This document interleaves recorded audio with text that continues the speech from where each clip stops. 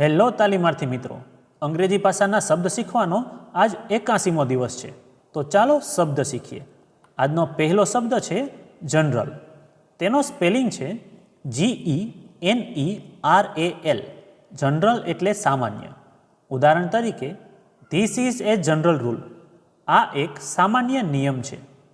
ત્યાર પછીનો શબ્દ છે બેનિફિટ. તેનો સ્પેલિંગ છે BENEFIT. બેનિફિટ એટલે લાભ.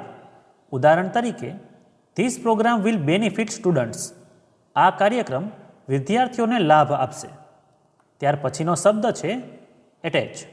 તેનો સ્પેલિંગ છે ATTACH. એટેચ એટલે જોડાવવું.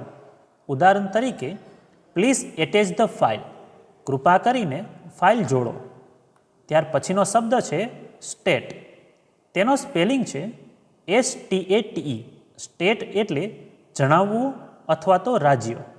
ઉદાહરણ તરીકે, હી સ્ટેટેડ ધ ફેક્ટ્સ ક્લિયરલી. તેણે તથ્યો સ્પષ્ટ રીતે જણાવ્યા. ત્યાર પછીનો શબ્દ છે કન્સ્ટ્રક્ટ. તેનો સ્પેલિંગ છે CONSTRUCT.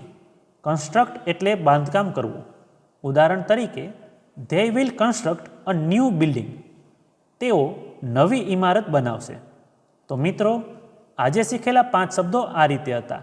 જનરલ એટલે સામાન્ય, બેનિફિટ એટલે લાભ, એટેચ એટલે જોડાવવું, સ્ટેટ એટલે રાજ્ય અથવા જણાવવું, અને છેલ્લે કન્સ્ટ્રક્ટ એટલે બાંધકામ કરવું.